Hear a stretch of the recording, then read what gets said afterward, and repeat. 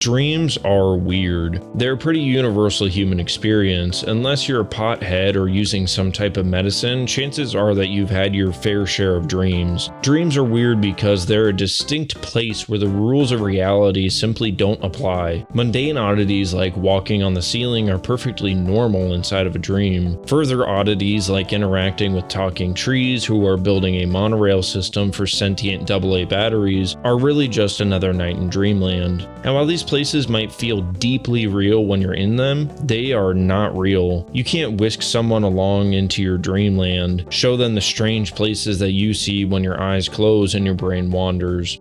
But that has not stopped people from trying. At a certain level, pretty much any creative media is probably at least partially fueled by dreams, but some creators go that extra step to really make sure that their fiction is more dream-like or completely about a dream. Inception and The Wizard of Oz are two things that come to mind immediately. They both display dream worlds, except they are very different from one another. Wizard of Oz is a colorful world filled with strange characters of all types, including some that aren't even human. It's a strange and confusing world filled with every color you could imagine, new cultures, and different ideas. Inception is what I like to imagine a corporate banker dreams about at night. It's a dream world that is so similar to the real world that it's almost impossible to tell when the characters are even in a dream. For the most part, everything is a dark gray representation of the real world and not all that much more. I love both of these movies, and I've certainly had dreams that are close to both of them, but they don't really nail how it feels to be inside a dream. This is where I think video games can come in, and I think that today's game is probably the closest I've felt to being inside of a dream in a really long time.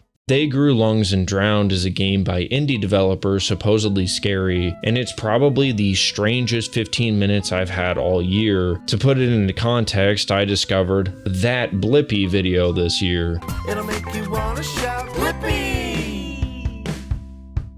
Considering the name of the developer, I expected that this thing was going to be scary, but I don't think it's actually supposed to be scary. So if it isn't a horror game, then what exactly is it? I think that the closest comparison would probably be LSD Dream Emulator. For those of you who don't know about Dream Emulator, it's a strange PlayStation 1 game where you walk through different scenes. I'm not a certified gamer guy, so I haven't actually played Dream Emulator, but on the surface, They Grew Lungs and LSD are very similar. I never thought that I would be talking about a fish joke and LSD in the same sentence, but hey, we're on YouTube in 2022, you gotta do what you can for content. I think explaining the gameplay loop is less effective than just showing you. Spoilers for the first 3 minutes of a 15-minute game. It's free and the link is in the description, so if you're worried, just play the thing and then come back to this video. The game is split up into chapters, with each of these chapters only being a few minutes long. Chapter 1 is called Stomach Ache in Retrograde, and the description says you were going to star as a dead body this time, but no one thought you were cut out for the role. We're like 5 seconds into the game and I was already like, what the hell is that even supposed to mean? After the title card, the game just drops us into a forest of white trees, and I think I see a dude. I see a guy holding on to 2 poles, but it could be something else. Just like Dream Emulator, They Grew Lungs keeps that PS1 aesthetic,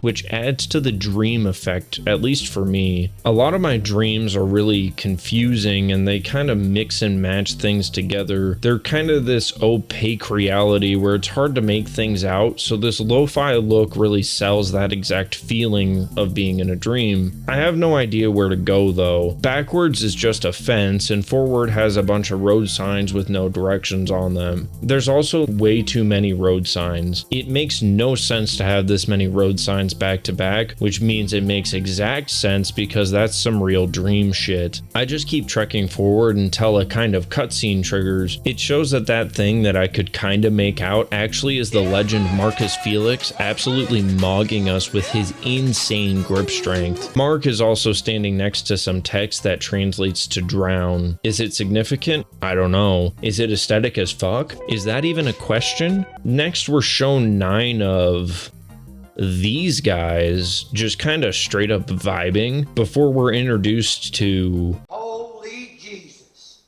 What is that? What the fuck is that? Lunch Meat the cat.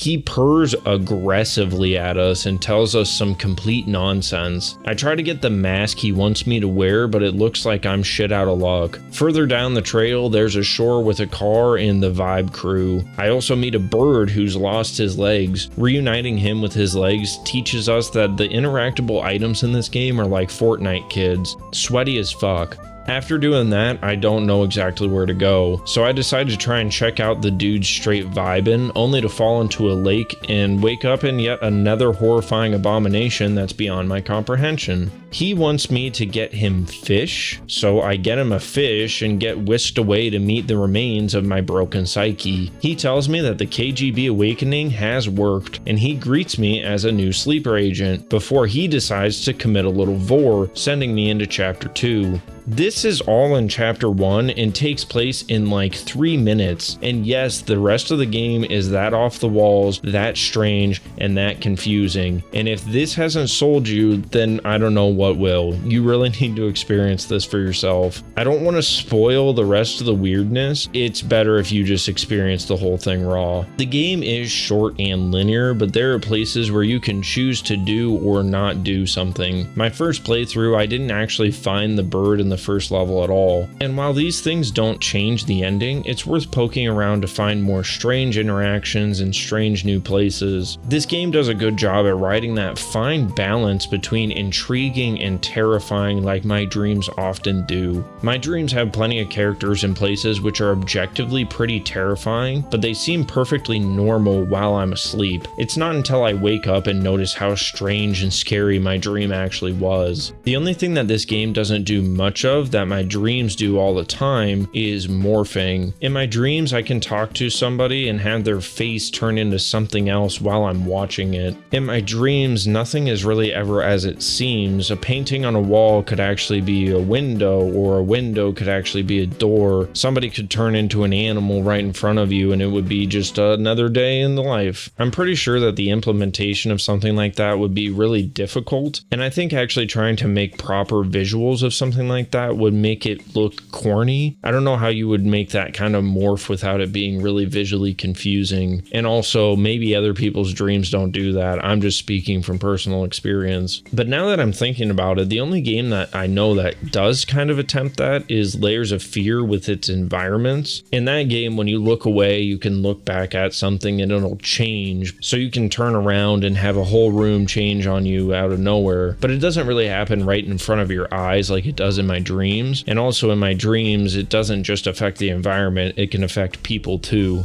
For all you plot homies out there, I'm not really sure there is one. The deepest dive I did in this game was to translate that text, so I didn't really go full game theory deep dive on this. The deepest part of my dive was translating that text because it kind of bothered me that I didn't know what it said. I mostly took this game as a loosely connected set of vignettes that are complete nonsense like my dreams usually are, so there's a chance that I'm missing some deeper lore here. There is some running themes that are around nautical stuff. There's a boat crash that's mentioned, there's fish everywhere, there's the fisherman guy, but otherwise I didn't really look into exactly what's going on in the plot. The only thing that I really wish is that the game was just a little bit longer with a little bit more in it. As it stands, it's just an extremely strange 30 or so minutes without really much after that. To be clear, I'm not trying to complain. I just liked it enough I would like to see more of it. I loved what was here and would like to see them expand the idea to a bigger experience. With that said, if you guys know games similar to this, I would love to check them out. Games about dreams that aren't Kirby sound interesting and I'd like to see more of them. But you guys really need to check out They Grew Lungs and Drowned. It's free and it'll probably run on your mom's old Dell. Links for everything will be in the description, and I'll see you guys in the next one.